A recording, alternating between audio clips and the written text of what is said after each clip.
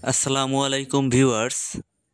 আজকের ভিডিওতে 11 থেকে 20তম গ্রেডের চাকরিজীবীদের জন্য একটি সুখবর জানাবো, তাই ভিডিওটি না টেনে সম্পূর্ণ ভিডিওটি দেখুন। চলমান উচ্চ মুদ্রাস্ফীতি থেকে মুক্তি পেতে অন্তর্বর্তীকালীন সরকার নিম্ন গ্রেডের সরকারি কর্মকর্তাদের জন্য মহার্ঘ ভাতা বিবেচনা করতে পারে। তবে চলতি অর্থবছরে নাকি পরবর্তী অর্থবছরে এই ভাতা দেওয়া হবে তা এখনও চূড়ান্ত হয়নি। অর্থ মন্ত্রণালয়ের একজন কর্মকর্তা বলেছেন যে তারা অভ্যন্তরীণ মহড়া চালিয়ে দেখেছেন যে সরকার যখন রাজস্ব আদায়ের ঘাটতির মুখোমুখি হচ্ছে তখন এর জন্য বিপুল পরিমাণ অর্থের প্রয়োজন হবে। ফলস্বরূপ সরকার বিবেচনা করছে যে মহার্ঘ ভাতা কেবল 10ম থেকে 20তম গ্রেডের কর্মীদের জন্য প্রদান করা যেতে পারে কিনা।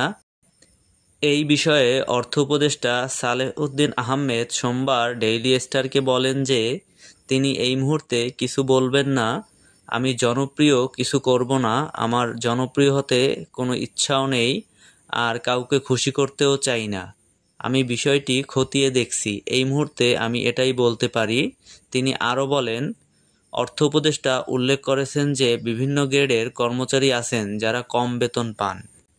তিনি বলেন, কর্মীরা ইতোমধ্যেই তার সাথে দেখা করেছেন এবং অনুরোধ করেছেন যে যদি তাদের বেতন বৃদ্ধি না করা হয় তবে তারা না খেয়ে মারা যাবেন। এখানে একটি মানবিক দিক রয়েছে, তিনি বলেন। তিনি আরও উল্লেখ করেন যে 18,000 টাকা বেতনভোগী কর্মচারীদের একটি মামলা আছে, কিন্তু 80,000 টাকা বেতনভোগী সচিবের অবস্থা একদমই ভিন্ন। অবশেষে উপদেষ্টা উল্লেখ করেছেন যে তারা বিবেচনা করছেন যে একটি স্ল্যাবের মধ্যে কিছু করা যেতে পারে কিনা।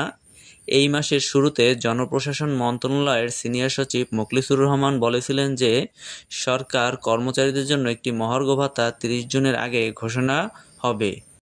মহার্ঘ ভাতা পর্যালোচনা কমিটির সদস্য রহমান বলেন যে বিষয়টি নিয়ে 2টি সভা অনুষ্ঠিত হয়েছে। তিনি ঘোষণা করা মহার্ঘ ভাতার শতাংশ প্রকাশ করেননি। গতকাল সচিবালয়ে ক্রয় সংক্রান্ত মন্ত্রিসভা কমিটির বৈঠকের পর অর্থ উপদেষ্টা সাংবাদিকদের বলেন, মহার্ঘ ভাতা সংক্রান্ত কোনো ঘোষণা বিষয়ে তিনি অবগত নন। এক প্রশ্নের জবাবে সালেহউদ্দিন আহমেদ বলেন, এই বিষয়ে তার পক্ষ থেকে কোনো সিদ্ধান্ত নেওয়া হয়নি। তিনি আরও বলেন, যদিও প্রস্তাব আসে আমরা তা নিয়ে আলোচনা করব। তিনি স্পষ্ট করে বলেন যে তিনি মহার্ঘ ভাতা সমর্থন করেন না, আবার বিরোধিতাও করেন না, বরং তিনি এ বিষয়ে অবগত নন।